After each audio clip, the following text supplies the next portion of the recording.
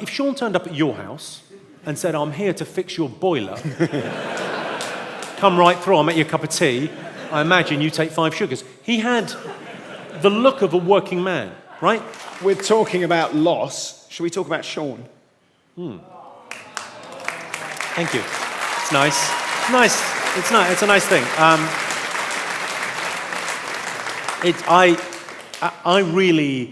It really reminded me of when my mother died. And I suppose there's a part of Sean that's kind of was a father figure.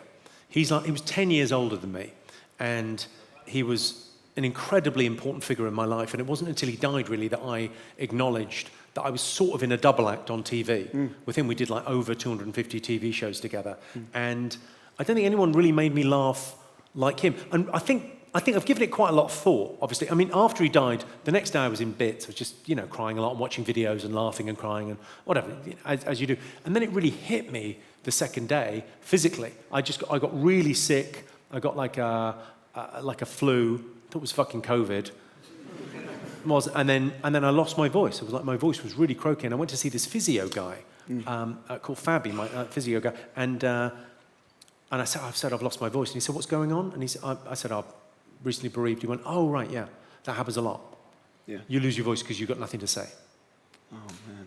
And I really felt like the physical effect of it. And I think the way he made me laugh was because of the way Sean looked. Like if Sean turned up at your house and said, I'm here to fix your boiler, come right through, I'll make you a cup of tea, I imagine you take 5 sugars. He had the look of a working man, right?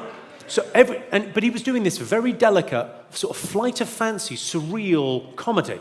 So it's funny as fuck is exactly right. So he had this thing where everything was heightened because it was so left field. It was like this amazing ability to just catch me off guard. So, I mean, literally on Cats Does Countdown, I had to keep like tissues under my desk. Actually, 2 sets, one for him, one for Rachel. The Rachel thing's weird, like the Cats Countdown thing of like that show being something that me and Sean, at the time when we got pitched it was Channel 4 mashup, and they went, oh, will you do a version of Cats Does Countdown?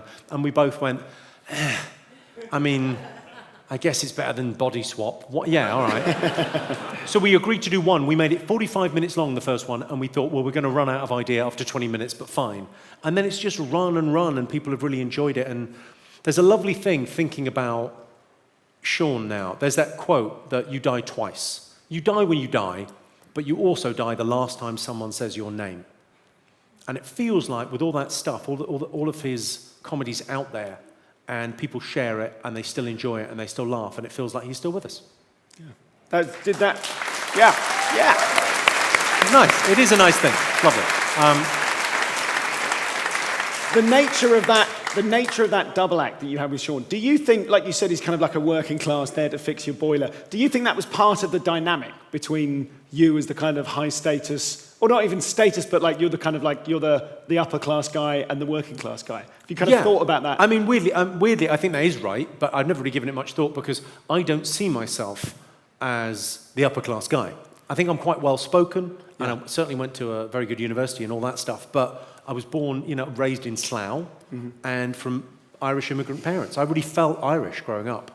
And I don't sort of present myself as Irish because I'm, what they refer to as a plastic paddy. Have we got proper Irish people in?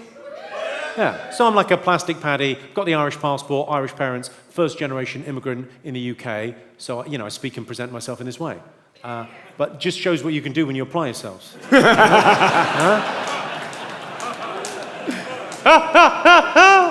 But I really thought of myself as kind of Irish and fairly working class. We went to the local school. We didn't go to fancy posh schools or anything. Yeah. But I think you have to, and part of the thing that I talk about in the book is you have to know how you're perceived. Knowing who you are it's all about knowing how you are in yourself and also how you're perceived. So I see myself as an Irish immigrant, a working class guy, but the world sees me as a posh Cambridge graduate. And it's important to fucking know that and to work with it. Because that's part of your edge, isn't it? When you talk in the book about leaning into your edge. Knowing who you are, knowing what you're good at, I think it's an incredibly important thing that we don't spend enough time on. Hello, I'm Jimmy Carr, and I don't want to impose on your day. I know you just watched a clip of me. You probably had enough of me already. But if you could like and subscribe, that would help me in some way, which I don't fully understand. I think basically if you like and subscribe, then down the line I have a more comfortable retirement. I don't know.